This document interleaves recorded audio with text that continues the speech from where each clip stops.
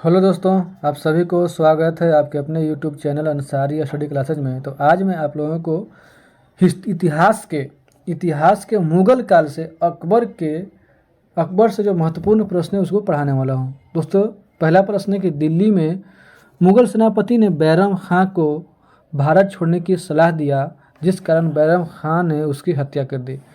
यानी कि जब अकबर शासक बने थे तो यानी कि अल्पायु थे, तो अकबर का जो यानी कि संरक्षण जो था, यानी कि अकबर संरक्षण जो था, यानी कि ये क्या नाम है, बैरम खां जो है अकबर का संरक्षण दे रहा था। जब इसने आगरा की ओर बढ़ा तो आगरा पर पहले ही हेमू जो था उसने कब्जा कर चुका था, जिस कारण तरीवी बेग जो था इसने क्या बोलता है कि बैरम खां को सलाह दिया कि हम लोग दिल्ली छोड़कर, भारत छोड़कर बाहर चलते हैं। तो उसी कारण से जो है बैरम खां ने तरीवी बेग को हत्या कर दिया। तो सलाह किसने दिया था? तरीवी बेग ने सलाह दिया था, मुगल सेनापति था। दोस्तों, आगे प्रश्न, पानीपत का युद्ध कब हुआ था? पानीपत का युद्ध जो है 1556 ईस्वी में हुआ था। पानीपत का युद्ध कब हुआ था? तो पानीपत का युद्ध 1556 ईस्वी में हुआ था। दोस्तों, आगे प्रश्न है कि पानीपत का द्वितीय युद्ध कब हुआ था? तो पानीपत का द्वितीय युद्ध कब हुआ था? 1556 ईस्वी में हुआ था। दोस्तों, आगे प्रश्न, पानीपत के द्वितीय युद्ध में अकबर के सेना का नेतृत्व किसने किया? तो पानीपत के द्वितीय युद्ध में अकबर के सेनापति का नेतृत्व जो है वो बैरम खान कर रहा था। बैरम खान कर रहा था। दोस्तों, आगे बढ़ते आगे प्रश्न कि अकबर के शासक बनने के बाद पहला युद्ध कौन सा था? तो अकबर के शासक बनने के बाद पहला युद्ध जो था वो यानी कि पानीपत का द्वितीय युद्ध था। पानीपत का द्वितीय युद्ध था। दोस्तों, आगे प्रश्न है कि अकबर ने किसके संरक्षण में शासन आरंभ किया था? तो अकबर जो है वो बैरम खां के संरक्षण में शासन मतलब आरंभ किया था। दोस्तों, आगे प्रश्न है कि अकबर ने बैरम खां को कौन सी उपाधि दिया था? अकबर ने बैरम खां को खान ए खाना की उपाधि दिया। खान ए खाना की उपाधि दिया था। यानी कि अकबर के बैरम खां के ईमानदारी को देखकर अकबर ने यानी कि बैरम खां को खान ए खाना की उपाधि दिया था। दोस्तों, आगे प्रश्न कि तिलवाड़ा का युद्ध कब हुआ? तिलवाड़ा का युद्ध जो है 1560 ईस्वी में होता है। तिलवाड़ा का युद्ध कब होता है? तिलवाड़ा का युद्ध जो है 1560 ईस्वी में होता है।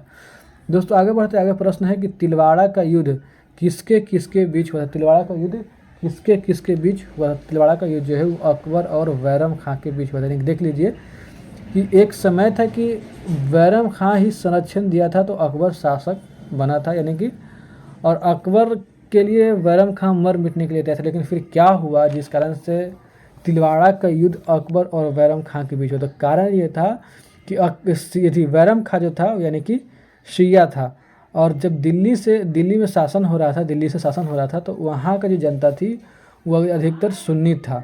तो जिस कारण से शिया सुन्नी का मतभेद हो गया और इसके वजह से यानी कि अकबर जो है ने उसके यानी कि बैरम खां को तिलवाड़ा का युद्ध हुआ और फिर यानी कि उसको हरा दिया। तो आगे प्रश्न कि बैरम खां की हत्या किसने किया था? तो बैरम खां की हत्या जो है वो मुबारक खान ने किया था। मुबारक खान कहते हैं जब तिलवाड़ा के युद्ध में अकबर इसको हरा दिया, यानी कि अकबर ने बैरम खां को हरा दिया, तो अकबर को भी लगा कि इतना हमारे लिए किए हैं तो युद्ध में हारे तो क्या हुआ, लेकिन इनको भी कुछ करना चाहिए। तो अकबर ने उनके सामने, बैरम खां के सामने दो प्रस्ताव रखा, या तो ये किसी दूर के इलाके का सूबेदार बन जाए या फिर हज यात्रा कर लें। तो बैरम खां जो था वो हज यात्रा को चुना, और हज यात्रा से जब जा रहा था गुजरात के होते हुए, तो ऐसा इतिहास में माना जाता है कि महामनगा जो थी वो यानी कि इसको संदेश भिजवा दिया मुबारक खां को, और एक और भी कुछ दुश्मनी भी था, तो इसकी वजह से यानी कि मुबारक खां ने बैरम खां की हत्या कर दी। दोस्तों, आगे प्रश्न है कि बैरम खां के बेटे का नाम क्या था? तो बैरम खां के बेटे का नाम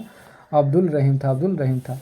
और हालांकि अब्दुल रहीम को हम लोग जो है अब्दुल रहीम खाना बोलते हैं, क्योंकि अब्दुल रहीम जो थे यानी कि अपने फादर वालिद साहब का जो यानी कि टाइटल यानी कि उपाधि को अपने टाइटल में लगा लिए थे, तो अब्दुल रहीम खाना ही बोलते हैं। इन्होंने ही बाबरनामा को जो यानी कि अनुवाद किए हैं फारसी में। दोस्तों, आगे प्रश्न है कि बैरम खां के पत्नी का नाम क्या था? बैरम खां के पत्नी का नाम सलीमा बेगम था। बैरम खां के पत्नी का नाम सलीमा बेगम था। दोस्तों, आगे बढ़ते आगे प्रश्न कि बैरम खां के संरक्षण से मुक्त होने के बाद अकबर किसके प्रभाव में आ गया था? तो बैरम खां के संरक्षण से मुक्त होने के बाद अकबर जो है वो माहम अनगा के संरक्षण में आया था। माहम अनगा के संरक्षण में यानी कि प्रभाव में आ गया था। यानी कि अब बैरम खां के संरक्षण से मुक्त होने के बाद अकबर जो है यानी कि महामंगा के में प्रभाव में आ गया था। दोस्तों, आगे प्रश्न कि अकबर के शासनकाल में पेटीकोट का शासन कितने वर्ष का था? यानी कि पेटीकोट का, देखिए जब अकबर जो था यानी कि वैरम खां के संरक्षण से मुक्त हुआ, तो यानी कि वो अपने धाई माँ महामंगा जो थी वो धाई माँ थी अकबर का, तो धाई माँ के प्रभाव में आ गया। तो इसी काल के शासन को पेटीकोट का शासन, पर्दा प्रथा का शासन, हरम दल का शासन भी कहा जाता है। तो ये जो काल था वो पेटीकोट का शासनकाल ये 2 वर्ष का था, 1560 से 1562 ईस्वी तक था। दोस्तों आगे बढ़ते आगे प्रश्न कि अकबर हरम दल के प्रभाव से कब मुक्त हो गया था। तो अकबर जो हरम दल के प्रभाव से 1562 ईस्वी में मुक्त हो 1562 ईस्वी में मुक्त हो गया था।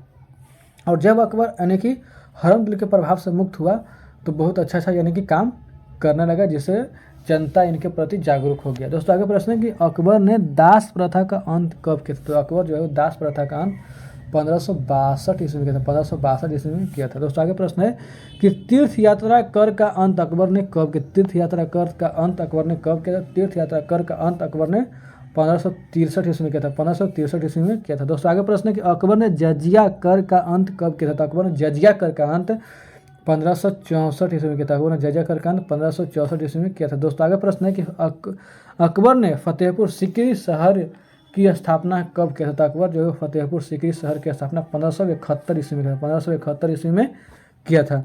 दोस्तों आगे बढ़ते आगे प्रश्न है कि अकबर ने इबादत खाना की स्थापना कब किया था। अकबर जो है इबादत खाना की स्थापना 1575 ईस्वी में किया था, 1575 ईस्वी में अकबर ने इबादत खाना की स्थापना की थी, जिसमें सभी धर्म के लोग जा सकते थे। ठीक है दोस्तों, अगर वीडियो अच्छा लगा तो वीडियो को लाइक कीजिए, दोस्तों के साथ शेयर कीजिए। अगर चैनल पे नए हैं तो चैनल को सब्सक्राइब कीजिए। वीडियो को देखने के लिए धन्यवाद। मिलते हैं नेक्स्ट क्लास में, तब तक के लिए जय हिंद।